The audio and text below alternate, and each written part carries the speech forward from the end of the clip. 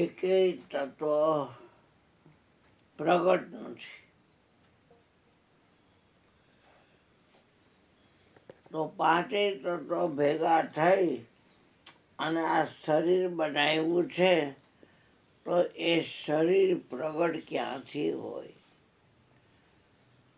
રામાયણમાં સુંદરકાંડમાં દરિયો બોલ્યો છે. ગગન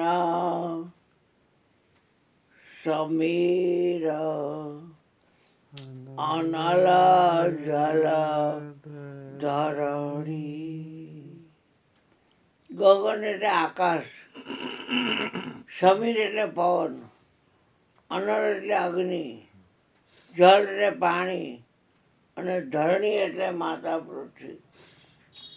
ઇનકે નાથ સહજ જડ કરણી. ભગવાન રામને કહે છે, હે પ્રભુ પરાત્પર બ્રહ્મ પૂર્ણ પુરુષોત્તમ, અમારી તો જડ કરણી છે.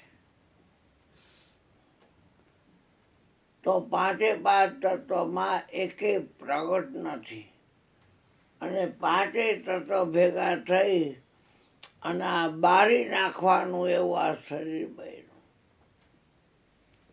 તો પછી દીકરું મારું પ્રગટ ક્યાંથી હોય? તો આપણા સંતો કહે છે કે નાથ તુમ જાનત હો સબ ઘટકી, મીરા ભક્તિ કરે પ્રગટને. મીરાબાઈને કોઈ પૂછ્યું કે માં તમે પૃથ્વીની ભક્તિ કરો એટલે પ્રગટની ભક્તિ થઈ? તો કે ના. તો તમે જળની ભક્તિ કરો તો પ્રગટની ભક્તિ થઈ? તો કે ના. તો તમે અગ્નિ આ તેજ તત્વની ભક્તિ કરો તો એ પ્રગટની ભક્તિ થઈ? તો કે ના. તો તમે વાયુની ભક્તિ કરો તો એ પ્રગટની ભક્તિ થઈ? તો કે ના. તો તમે આકાશની ભક્તિ કરો તો એ પ્રગટની ભક્તિ થઈ? તો કે ના.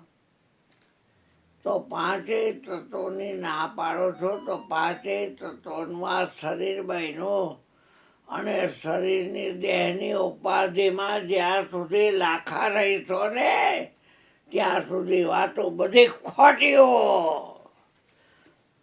જગતમાં ધાનના ધનના ખોટીના જ પ્રગટ થયા જ બધા. તો શરીરની ભક્તિ એ પ્રગટની ભક્તિ કે નાય. પોતાનું રે શરીર પાનબાઈ, મનમાં નો આણે ને શરીરના ધણી મટી જાય રે.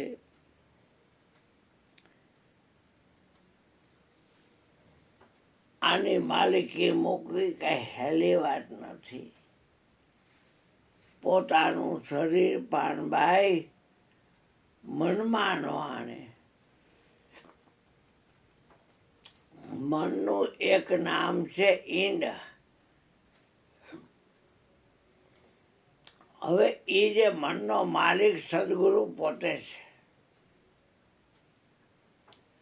મન ઈંડ છે એ માલિકીની ચીજ છે. નિયમ યાદ રાખશો તો ફાવશો. માલિકીની ચીજથી માલિક જુદો છે. સાંઈ બાબાના દ્રષ્ટિમાં એ આવી ગયો હતો એટલે એને જગતને જાહેર કર્યું કે સબકા માલિક એક. એટલે આ જગતમાં જે કાંઈ છે એ બધી માલિકીની ચીજ છે ને એનો માલિક એક જ છે.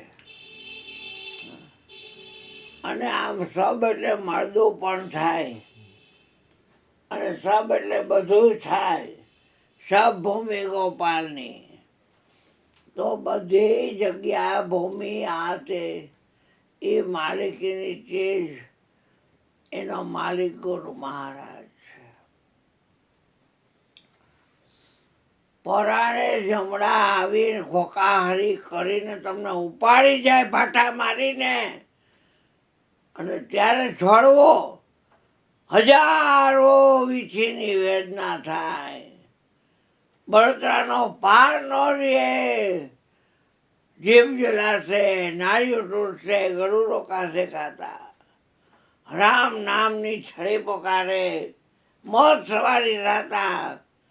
એક ખાલી હાથ આ છોકરાને દુખતો હતો, તોય લોહી પીવાઈ ગયા, તો ઓલી તો રોમે રોમમાં પીડા. કેદી કરશો પ્રગટની ભક્તિ? નિશાન તો આપે જ છે, સબકે ઘટ મેં એક તો હી પ્રગટ હૈ, તમામ શરીરોમાં હે નાથ તું એક પ્રગટ છો. અને આપણે ભક્તિ કરવી છે પ્રગટની. જે કોઈને આધારે ન હોય એને પ્રગટ કહેવાય. જે કોઈને આધારે ન હોય, નિરાધાર સબકા આધાર. આહા, પણ આપણી અંદર આપાપણું ગયો જ ન હોય, અને હું તો એટલો બધો રૂષ્ટપુષ્ટ થયો હોય, હું કહેતા અહંકાર આપા મીટિયા મટી ગયો, આપા મીટિયા સંશય છોટ્યા, પૂરા દર્શન પાયજી. પૂરેપૂરું દર્શન થયું. નિરાધાર ગુરુ અંતર્યામી, કોઈના આધારે નથી. દયા ખાવાની જરૂર નથી. હાય ગુરુ મહારાજ નિરાધાર થઈ ગયા બિચારા, બચાકડા. હવે ગાંડીનો દાવા ગાંડીનો. આ નિરાધાર ગુરુ અંતર્જામી, અરે તાકો શેષ નમાય, કબૂધીને કાઢો તો જ સુખ થાય. કબૂધીને કાઢો તો સુખ થાય. મન ભાવે મારવા દો એટલે ગુરુ હારા એમ ન હાલવા દો. તમારી ઘરે હાલજો, મન ભાવે માય નહીં. આ ઘર સદગુરુનું છે, અહીંયા નિયમ પ્રમાણે રહેવું પડશે.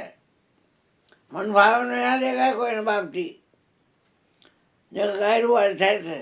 ગમે એ હોય પછી લોટ કરોડપતિ કેમ નથી, અબજોપતિ કેમ નથી.